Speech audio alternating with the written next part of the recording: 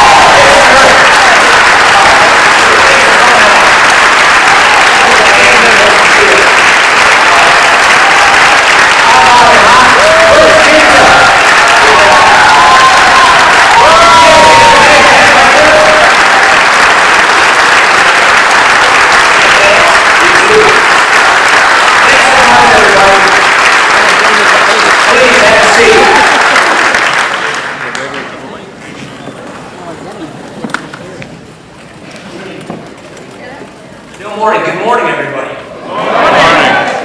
I think we ought to have a good conversation today. How's that sound, huh? Now, before I get into this, I want to talk about a couple of issues. Number one, you got a good man here, Frank Gibbs. Send him back so he can keep fighting for us.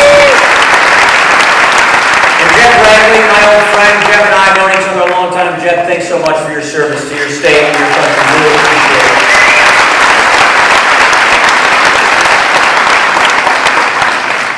You see this over here on my left side?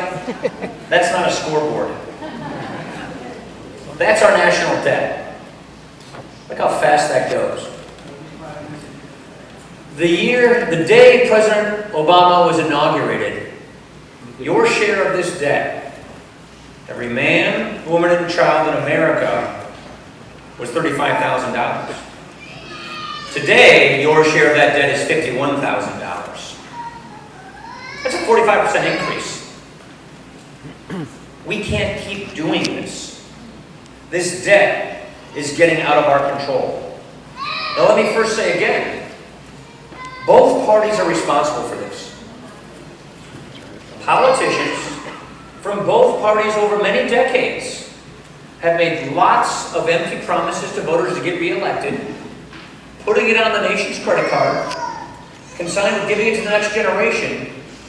And if we don't get this under control pretty soon, these empty promises will quickly become broken promises.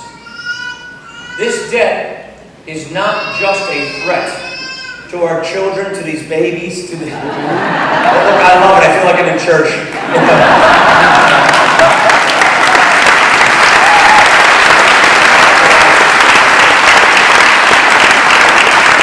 It's not just a threat to them.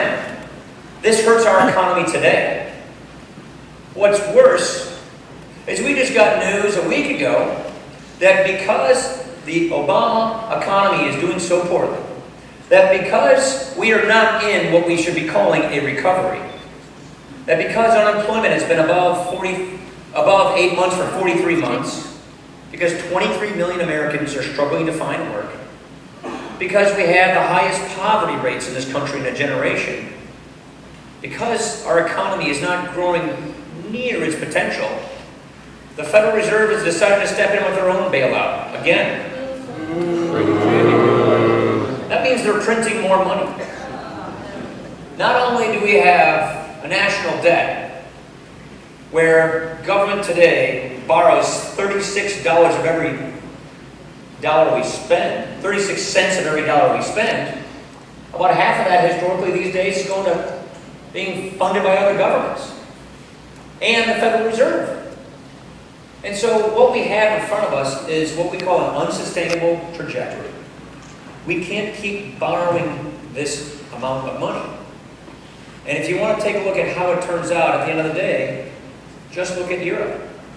Europe is in the throes of a debt crisis. And what happens in a debt crisis? You're slashing out the retirement benefits for current seniors. They're cranking up taxes, slowing down their economy, and young people who are just getting to the beginning of life don't have the kind of economic opportunities that they traditionally get. So, high unemployment of young youth. The social contract and the safety net being eviscerated for those who need it at a time they need it. That's what happens in a debt crisis. That's the path we are on. That's the path we have to get off of. What Mitt Romney and I are talking about, what we're proposing, is a very simple idea. We've got to stop spending money we just don't have.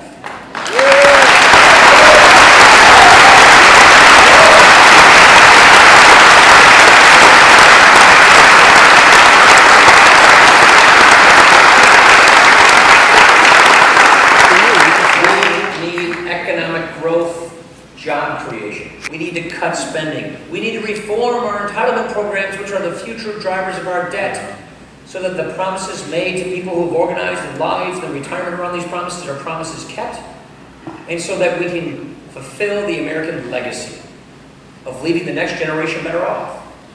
We know without a shadow of a doubt, we are giving and consigning the next generation to an inferior standard of living. We want our money to be honest. We want sound money and a good dollar. We want government to live within its means. And I will simply end with this before we get into the questions. This is the liver-free die study. Yeah.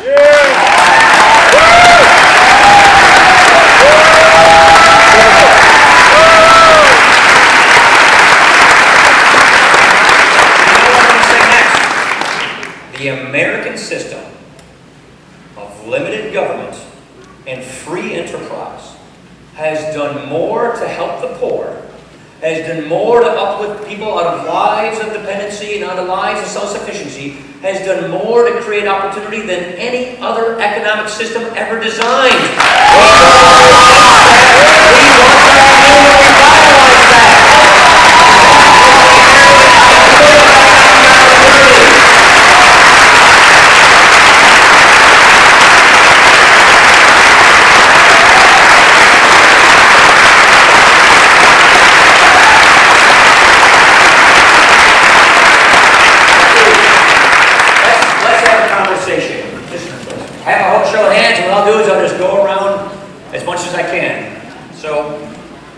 How about the guy right here? Good morning. Hi, good morning. Yeah, they'll bring a mic to you.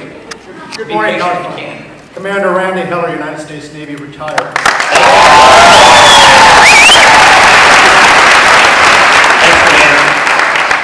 Many politicians have agreed to sign a pledge to not increase taxes. My question to you, Congressman Ryan, is would you be willing to sign a pledge to place the interests of America first ahead of that of its allies? A pledge to place the interests of America first ahead of that of its allies? What exactly do you mean when you ask the question? I'm trying to get at it. Well, let me elaborate by saying, first, I think it's somewhat self-evident, but let me elaborate by saying, I, as a taxpayer, am pretty much fed up with spending my taxpayer money on building the infrastructure of our allies, when I think that money should be spent right here in America.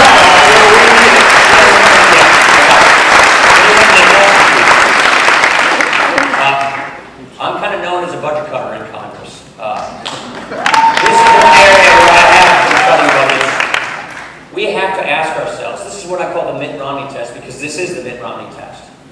Is this spending worth borrowing all this money from China to spend money on? And if it's not, don't do it. Remember President Obama?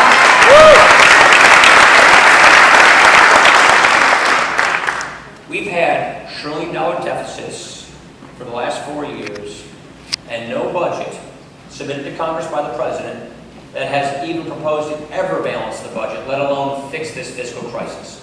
So we have to cut spending. We have to cut spending now. And this is one primary area where we ought to cut spending. There are things we do overseas that are necessary for the national security and safety of the American people. That's essential. But if it's not essential, then all kinds of spending that's non-essential spending we need to cut. That's why we're proposing a 5% across-the-board cut to non-security spending immediately. When President Obama came into office, he brought domestic government agency spending up. We call it discretionary spending, up 24%. You throw stimulus on top of that, it was about an 84% increase in government agency budgets. Did you get an 84% increase in your take-home pay? We can't keep spending at the pace we're on because we are spending far more than hardworking taxpayers can afford. So yes, in this area we need to cut spending, but foreign aid is just a small sliver of the federal budget. a tiny sliver. We have to look at the entire pie of the federal government to look at where we can get savings. And that's why we need to have a budget, which we're proposing very specific solutions to get this borrowing under control, to cut spending, to reform the drivers of our debt, and you cannot do this without economic growth. And so when it comes to taxes, we want to reform the tax system so that it's wired for growth.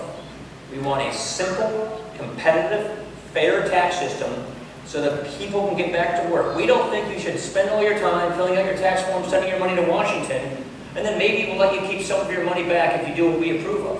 We think taxpayers and businesses can do better, creating jobs, helping their own families by keeping their money in their pocket, in their families and their businesses in the first place. That's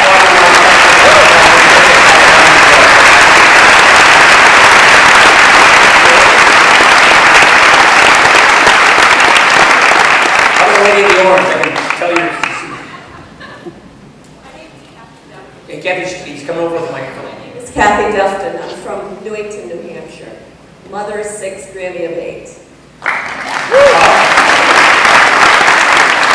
I know that you're one of the biggest thorns in Obama's side, and I praise you for that.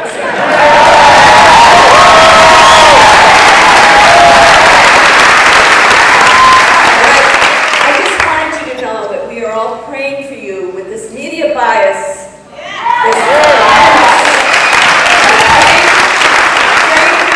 Because we know that it's such a struggle and such a persecution, but we're so grateful that you're doing it. God bless you.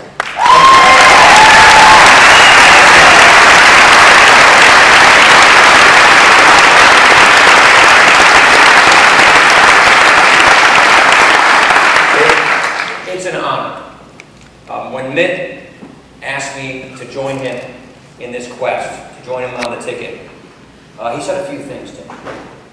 He told me what he thinks, who he is, what makes him tick, what his values are, how we share each other's values. And he also said, you had the experience of being a reformer in Congress, of tackling the big challenges in America that confront our economy. That experience is something we need because we need to get this thing under control. Here's the problem. If we don't tackle our country's challenges, they will tackle us. If we keep borrowing and spending and printing and taxing and regulating the way we are, we won't even get 4 more years of the same. It will get worse than that. The most predictable economic crisis we've ever had in this country is this debt crisis that is on our horizon. We have a moral obligation to lead and do something about this.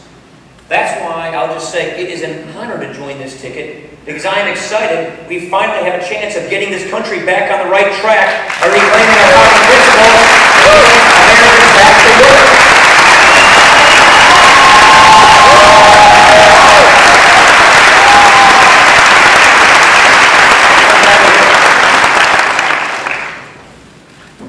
Well, sorry, I keep picking people farthest away from the microphone.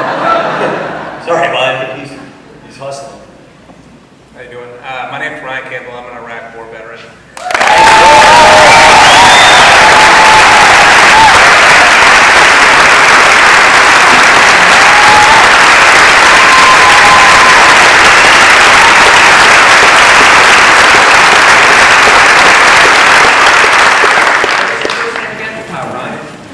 Ryan. Do you spell it correctly?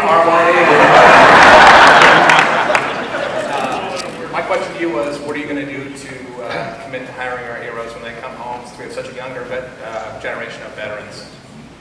This is an area that needs more attention.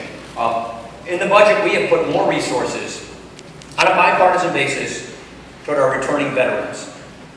But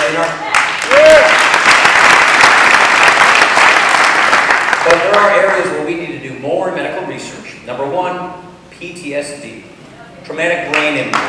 These are areas where we have to do more on scientific research to make sure that people can be mainstream back into society that help them. The problem we often have is, it's not the month you get back or 6 months you get back, but it's a year or 2 later that you get back. We need to make sure that we have a VA medical system that is still there when you need it, that can help you get back on your feet in the lives of self-sufficiency and health.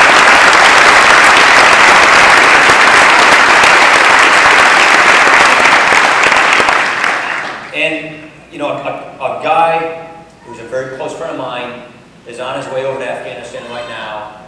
He's a surgeon. He's going out, you know, into a forward operating base, and he's an orthopedic surgeon. And the things he's been preparing for, the kinds of surgeries that he's going to be doing, you know, are really, they're really, it's just amazing what our medical technology can do. But it's also amazing what's happening to our men and women who are over there. And we have to have a system where the best medical technology is there, not just now, but into the future. And a system where a veteran, I'm a big fan of what we call CBOCs, community-based outpatient clinics.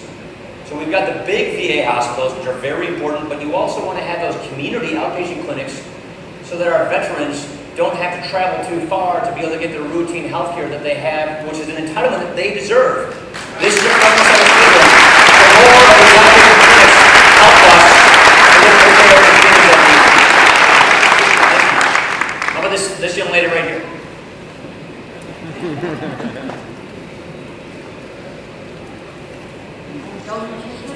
And I have 6 sons, 22 grandchildren, and my great-grandson. And I don't know if everybody will be clapping after I ask my question. Quite all right. Don't you think that it begins with each family to live within their means and not just expect the government to live within their means?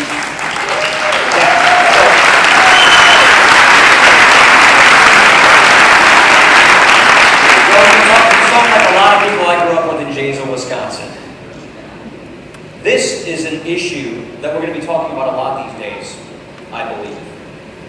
Here is what we see wrong with the Obama economy. The Obama economy is not providing the kind of economic growth, the job creation, the system of upward mobility, the system of opportunity that we've historically had in this country.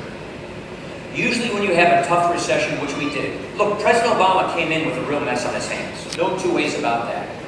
Problem is, he didn't make things better. We don't have the kind of recovery we ought to be having, especially based on the recession we had.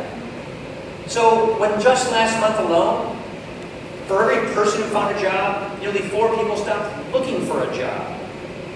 We need to create at least 150,000 jobs every single month just to keep pace with population. And so this is what Mitt and I are talking about when we're worried about more and more people becoming net dependent upon the government than upon themselves. Because by promoting more dependency, by not having jobs and economic growth, people miss their potential. We should not be measuring the progress of our social programs like food stamps, based upon how many people receive them. We should be measuring the progress of our social programs by how many people we transition off of them in the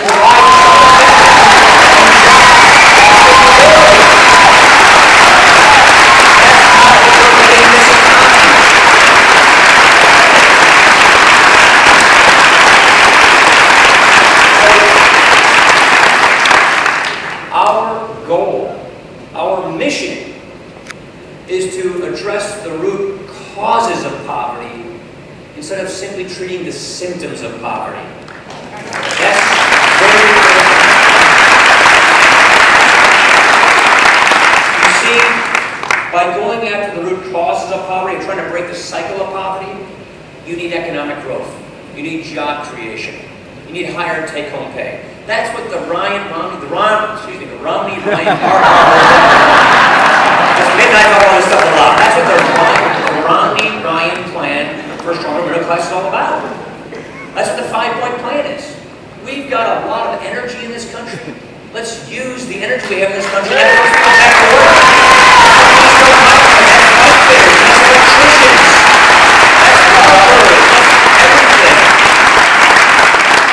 We also have a skills gap. Lots of my friends, people I grew up with who lost their job at the major factories we had, are in between. They're in their 40s and their 50s. They're still in the prime working years of their life, but they're in between. That's why we need an education system so they can get back on their feet by getting the skills they need to get the careers of the 21st century so they can get back on the path to prosperity.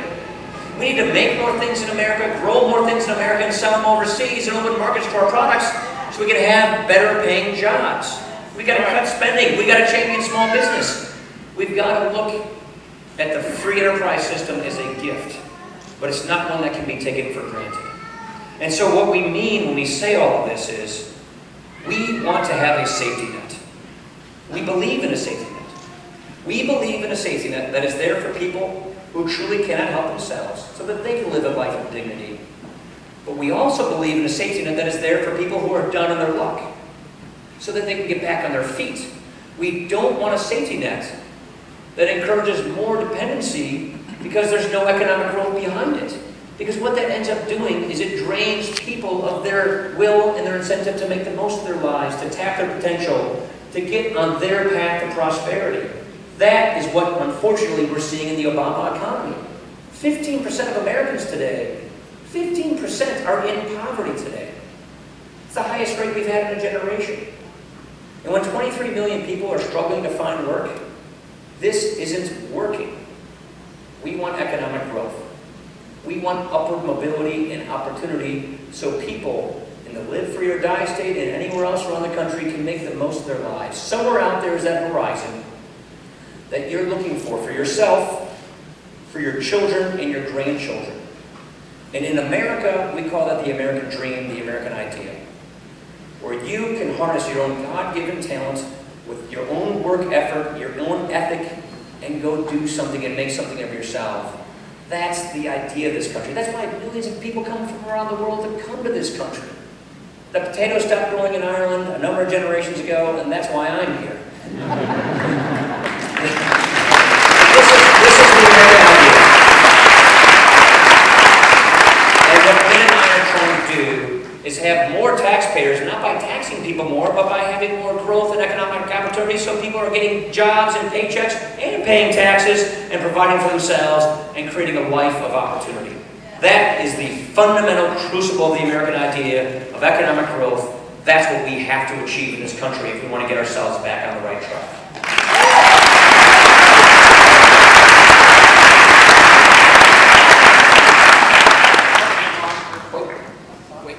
Try it again. I think it should delay. There we go. Jerry Delamus, Marine, father of a Marine who just got home from Afghanistan.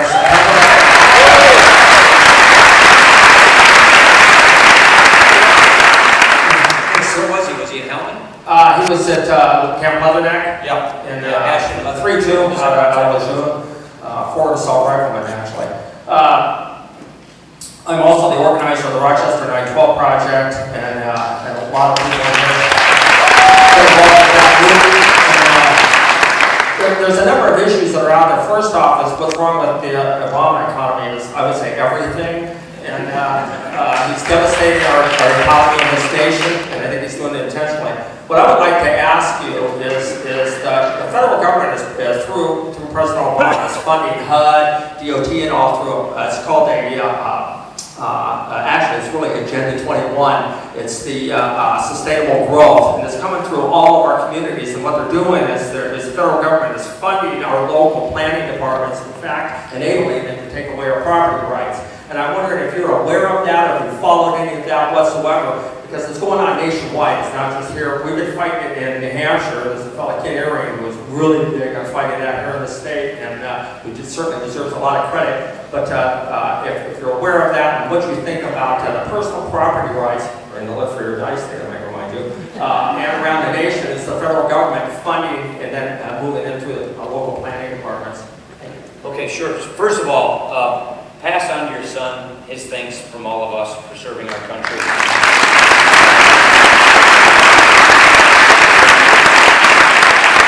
I was in Camp Leatherneck last December, and it's just amazing what our Marines are doing there.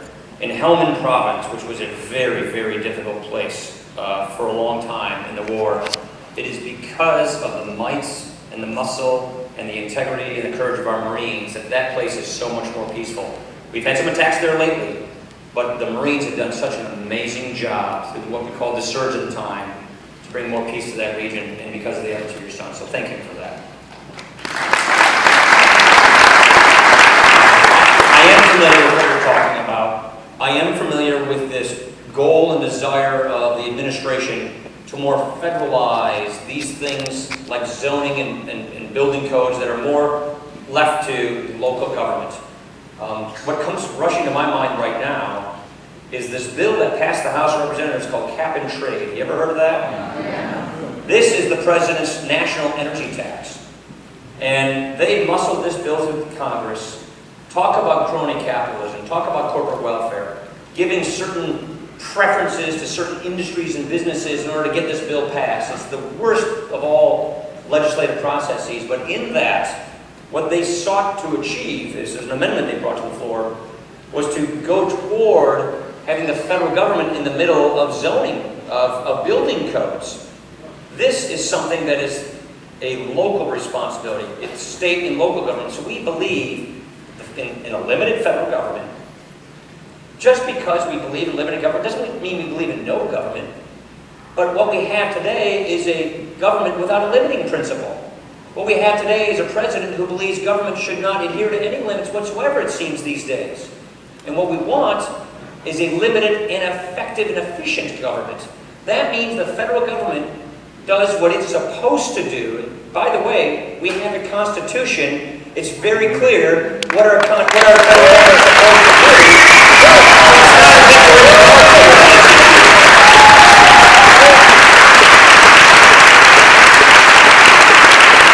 Focus the federal government on its core responsibilities so it does them well, so that when the federal government spreads itself so thin by going into all these other areas, it ends up doing nothing very well. Government closest to the people governs best. And that means you decide at your city council, your village board, your town board, your state, how you want to set your building standards, your building codes, your zoning standards for you. I don't want you coming to Janesville, Wisconsin telling us how we should do it. Why should we want to come to you through Washington telling you how to do it your way?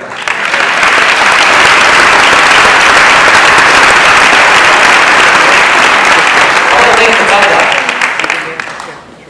It's kind of dry. Hi, my name's Carrie Cody. God, this is scary. My heart is beating. First of all, I'd like to say thank you to our military and to our veterans, please.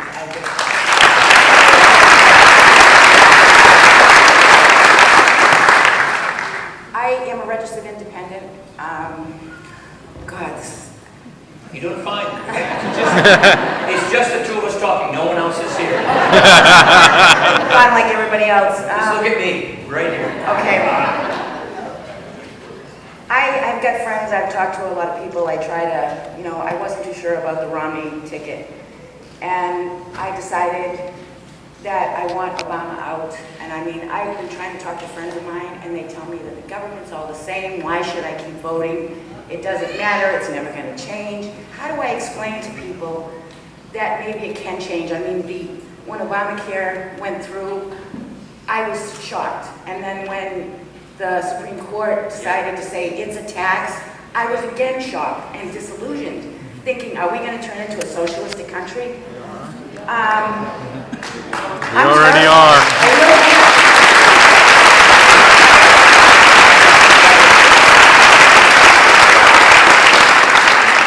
Yes, we can change this. Yes, there are differences. And you have to get rid of Barack Obama if you want to fix these problems.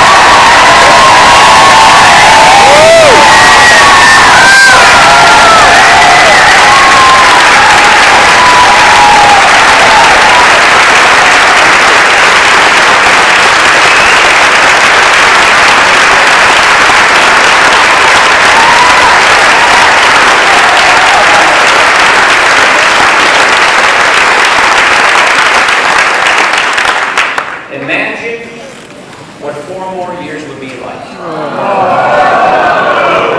I mean, there's a lot of issues we can talk about. I'll just talk about healthcare. Talk about liberty. You have a rule coming out of Obamacare that is, I'm a Catholic, just full disclosure. You have the federal government presuming to dictate to Catholic churches and charities and hospitals that they have to deliver Obamacare benefits that may be in violation of their own conscience and religious teaching. That's a violation of the First Amendment to the Constitution, religious liberty.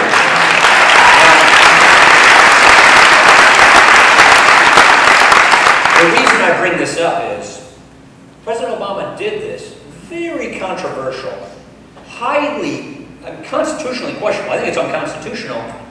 He did this in a difficult election year. Imagine what he will do just in implementing the rest of Obamacare if he never has to ever face a voter ever again and he gets reelected. It just puts a chill down the spine because, as I mentioned before, the president clearly is practicing a philosophy where he believes in a government-centered society with a government-driven economy. The whole idea of stimulus was to go out and borrow a bunch of money and then spend it. And where did it go? It went to cronies. It went to special interest groups. It went to Solyndra and Fisker. This idea of consolidating power in Washington, this idea of taxing people, families, and businesses more, of borrowing more money, and regulating more, and spending money on cronies, on people who are connected, this doesn't work. What works is liberty, what works is free enterprise, what works is sound economic policy. So it's not enough of me to just criticize President Obama. I could spend all afternoon doing that. What Mitt Romney and I owe you is an alternative to vote for. That's our obligation. That's really important.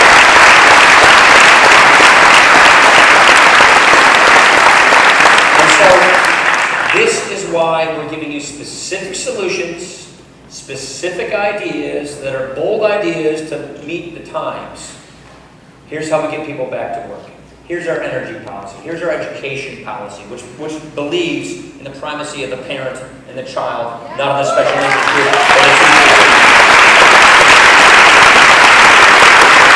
This is our policy on trade. This is our policy on reforming the tax system. This is our policy on how to cut spending and how to reform these entitlement programs to prevent the debt from exploding. These are our policies to create jobs, to get economic growth, to get the idea of opportunity back on track. So what we're trying to do is give you the choice. It does matter. And what Mitt and I owe you as your alternative is you to decide what kind of country you want. What kind of people do we want to be? It comes down to a core philosophy. And the principles that we are using to apply to the problems of the day, to solve our problems, to get back on track, are the principles that are timeless, that built this country. Liberty, freedom, free enterprise, self-determination, government by consent of the governed. The government works for us, not the other way around. You apply those principles to the problem of the day, and you can solve these problems.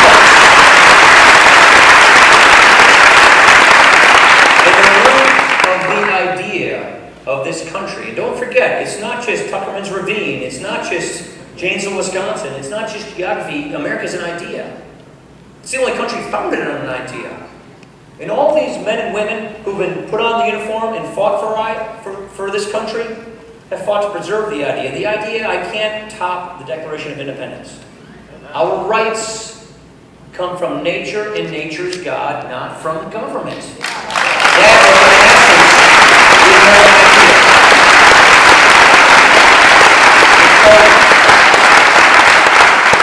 this is what we believe. This is who we are. Mitt Romney is the kind of man with the experience, the life of achievement and integrity and experience on how to fix these things, on how to reapply these principles and get them done. So we're giving you an affirming agenda of how to get people back to work, of how to get people from being more dependent to be more independent onto a life of self-sufficiency, of how to get economic growth, how to preempt the debt crisis and get this debt under control so that your children can be better off. This is the most important election in your lifetime, no matter what generation you come from.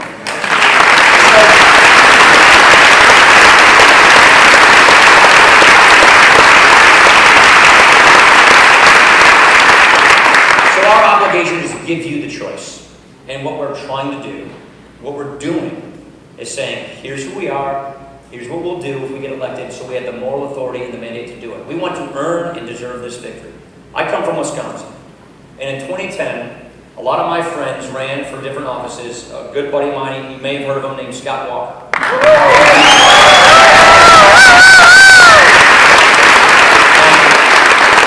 What he did, and what a lot of our friends in Wisconsin legislature did, is we had some problems in our state. They said, here's the problem. Here's our solution. Elect us and we'll put it in place. They got elected and then they did what they said they would do. They tried to recall them, they didn't do it because voters said, God darn it, this is a politician who actually kept his word, did what he said he would do, and he fixed the problem, and that's precisely what Mitt Romney and I are trying to do.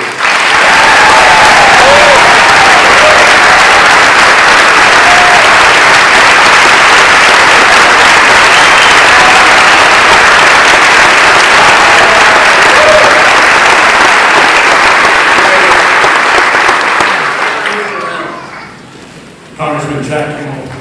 I just got back from I think everybody knows you. I just got back from Ireland and talked to a lot of Irish folks there. Wonderful trip. And we were talking about the elections. They don't tend to know very much. They don't about American politics, only what they're fed, and they're fed the left side of the fence. But they were really happy to hear there was a Ryan on the ticket, so I just It's like the name Smith in America. But in a serious note, and my heritage is Irish as well, and I went to see the Naval Academy play the Fighting Irish at Notre Dame. We're winners on both sides because they're a great midshipmen going to go off and defend our rights, liberty, and freedom after they graduate, and always love Notre Dame. But here's the issue, and we've already talked about this, but I think everyone needs to hear it. I think it's time to take the gloves off. Take the gloves off!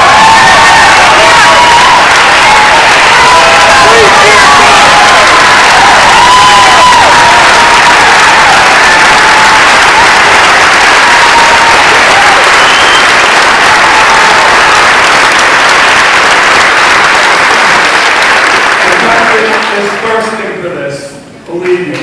All the people here are thirsting for this, and the Live for Your Guys statement, all the prior military men and active duty folks are thirsting for this. You got 6 or 7 weeks. We know you can do it. We know we have it in it, and we have to have the two of you in office. There's no answer like that.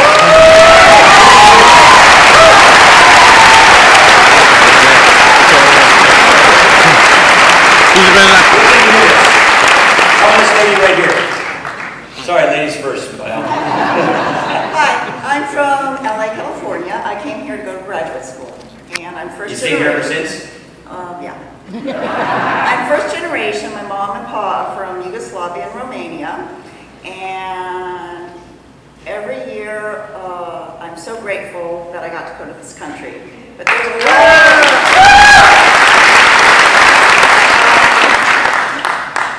I went to an elementary school, not speaking English, 35 kids, didn't know how to go to college, first job at 14, and then I went to Harvard Medical and Dental School. Oh, wow.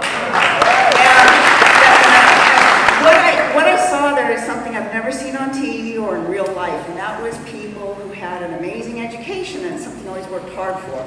But I never saw this kind of an education. And I gave them the benefit of the doubt, that they knew more than me.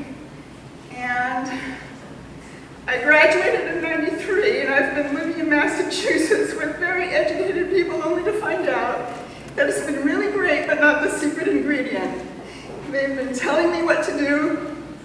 I've been helping people, but they haven't become my friends. What did your daddy do? He was an auto mechanic. Don't talk to me again. It's been really tough, and I've found my values again, and that's why I'm voting for you.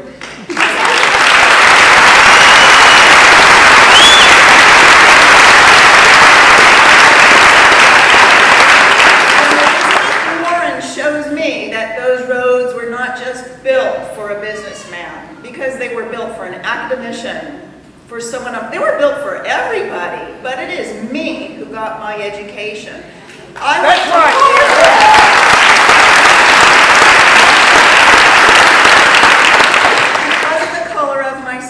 Although I was the single most disadvantaged student there, I did not get extra help. I did not get the early week there. And that was okay by me. My father taught me life isn't fair. Not one time did I say that's not fair. I plugged on. And after giving $1.5 million to people in need, I have only helped one person. And that's the person who's not in debt today, who who's still not asking for more and said, thank you. That's all. Thank you.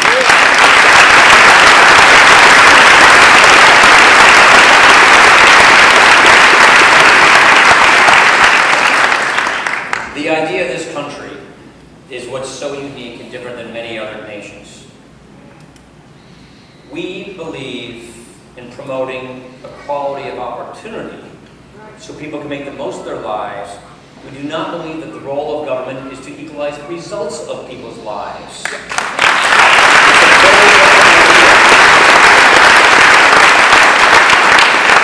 Government is instituted to protect our natural rights. The idea of government is not to invent new rights so that government can have a government-centered society that defines and regulates our rights. That's up to us. So the philosophy that you're identifying is a troubling one in my opinion, because it speaks to people as if they're stuck in their station in life. You know, victims of circumstances beyond their control, and that the government's here to help them cope with it.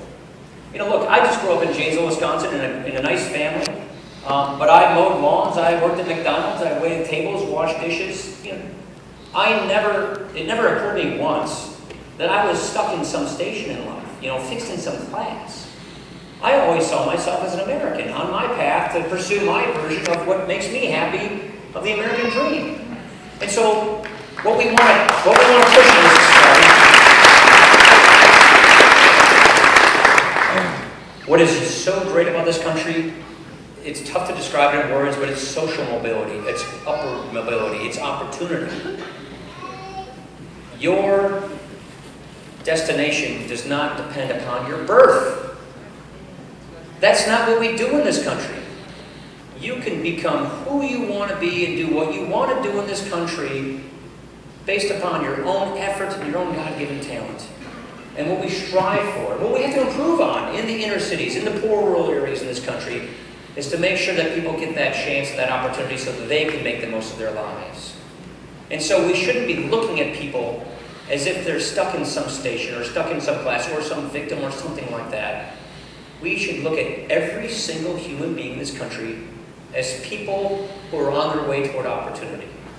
If they're not doing well right now, what is it we need to do to help them get back on their feet so they can go make the most of their lives? We believe in equality of opportunity, not equality of outcome. We believe in protecting our rights and doing that. Embracing the system of fair play and free enterprise. Jen and I always tell our kids, if you work hard, if you play by the rules, you can get ahead in this country. Your success should not be based on who you know, it should not be based on political contributions or connections, it should be based on merit. And that's the system that's draining right now. The free enterprise system, economic growth, opportunity, job creation, it's stalling. We got to fix that so that we're not looking at other people like you say in this country. We'll reject this philosophy. I know we will. Because the American idea is so unique and so special, and is more to lift the poor out of lives of poverty and bring people into lives of opportunity and self-sufficiency than any other economic system ever designed. Thank you, everybody. I really appreciate you coming out today. Thanks so much. We need your help.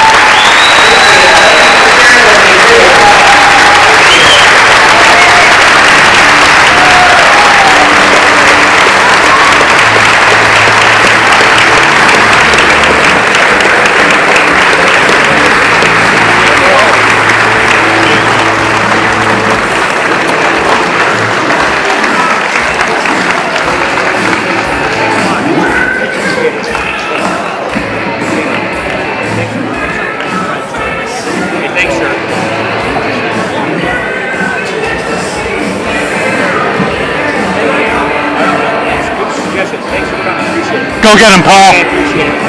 Nice to see you.